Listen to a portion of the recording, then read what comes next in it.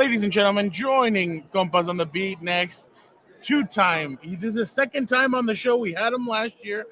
Showtime Sports president, Stephen Espinoza. Stephen, thank you so much for joining the show yet again. Yeah, absolutely. And you guys, you're just warming up. Like next year, it's a home game for you guys. So I hope you guys are going to be ready. That's absolutely going to be insane. I feel like half the conversations that I'm having this year are about wait till next year. Oh, in Vegas. Ooh, yeah, that's going to be exciting. You're back hard. Absolutely. We've talked about it before. People have said, and sometimes there have been some fights, some MMA fights the night before the Super Bowl. It's tough. It's tough to get attention around Super Bowl.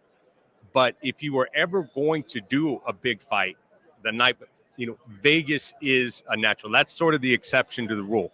If you're going to be somewhere where you can actually have a fight that breaks through and actually get some attention, even though it's the night before the Super Bowl, it would be Vegas. Real quick, there was a fight actually in Radio Row once.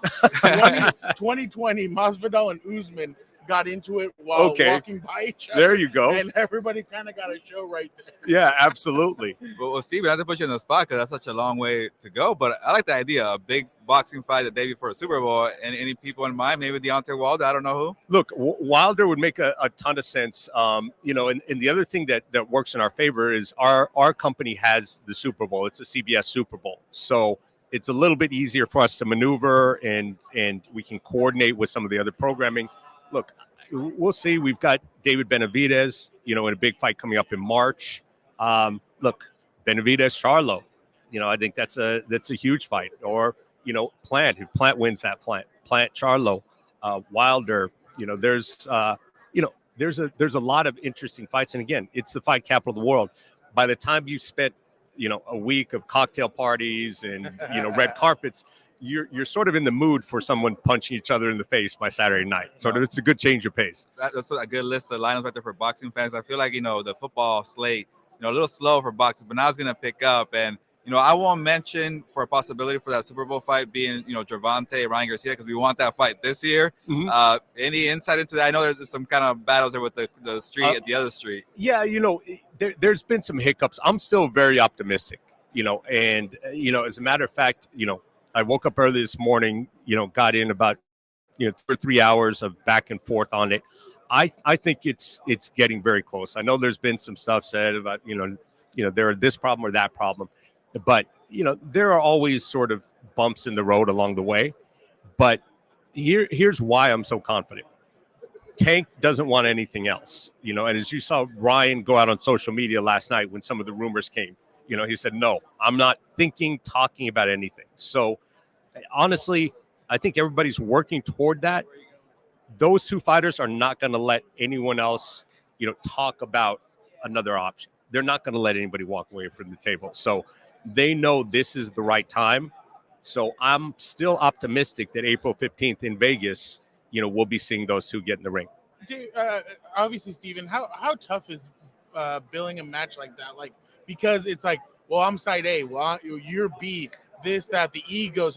How much is that? How much is that a part of make it?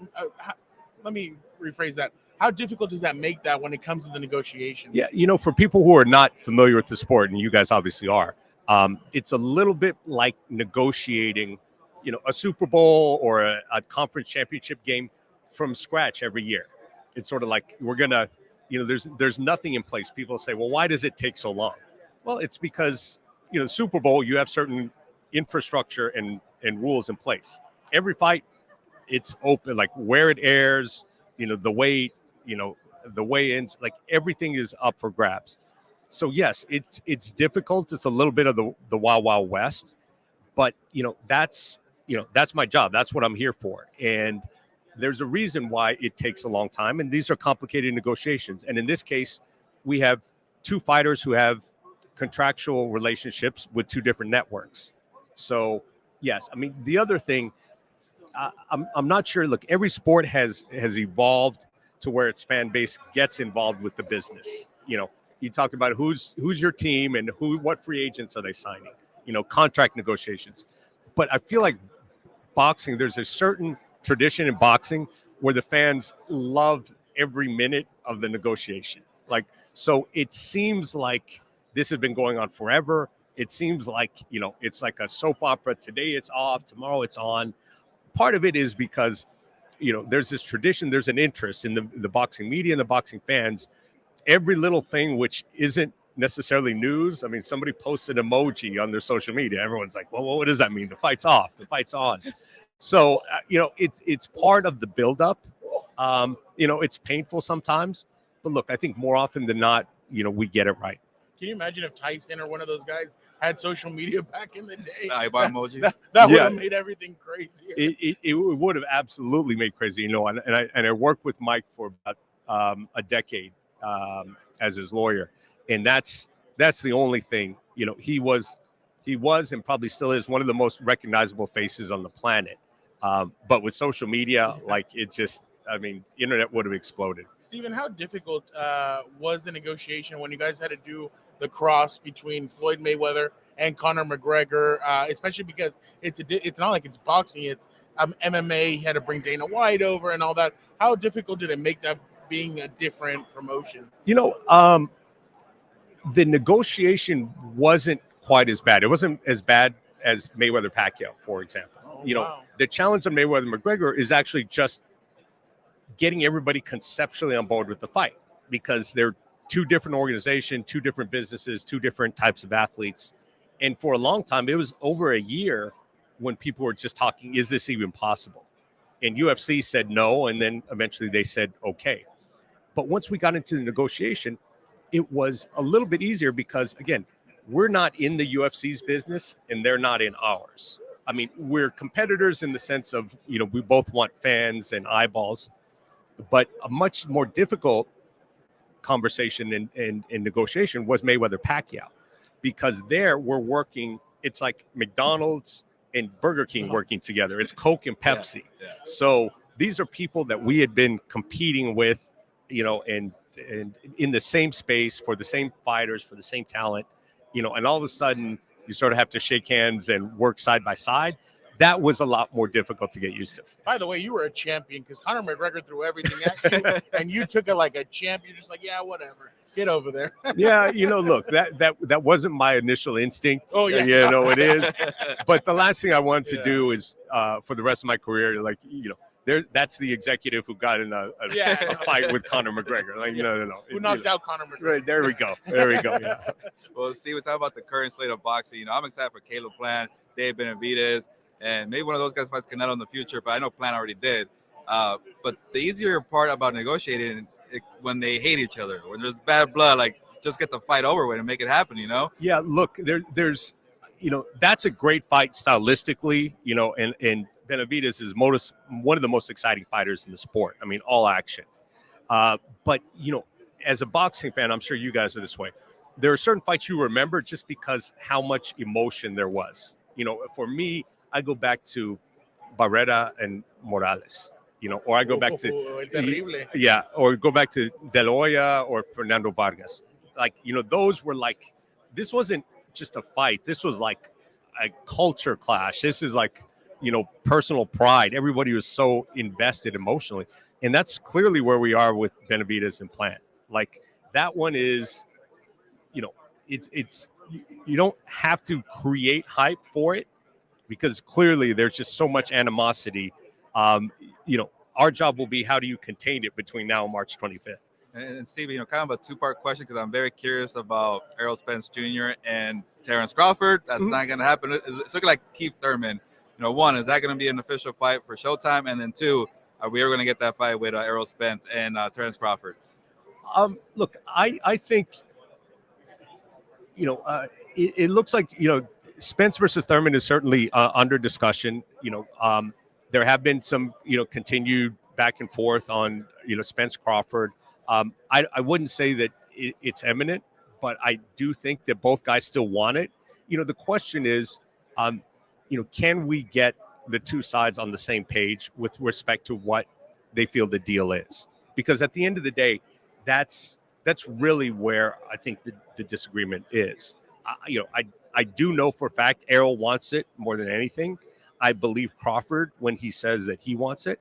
The question is, they have different views of their relative worth. And it's sort of like, to make the analogy to another sport, sort of like, okay, if you got a free agent, and you want your team to sign him, but he's got a different value picture of his own worth versus what the team does, it's sort of like, oh no, that's a missed opportunity. You can't blame either side, because he has an idea of his worth, the team has idea, and just the numbers didn't work. If it falls apart, that's probably where we are. We just didn't have couldn't get on the same page with how the deal worked out.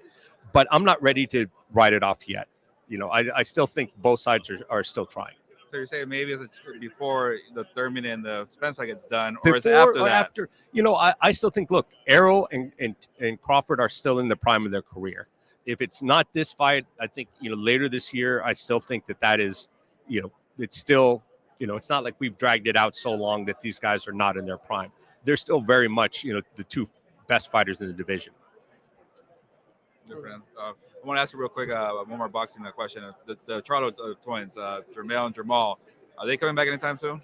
Yeah, Jermell, we were supposed to have Jermell back against Zoo in January. He hurt his hand.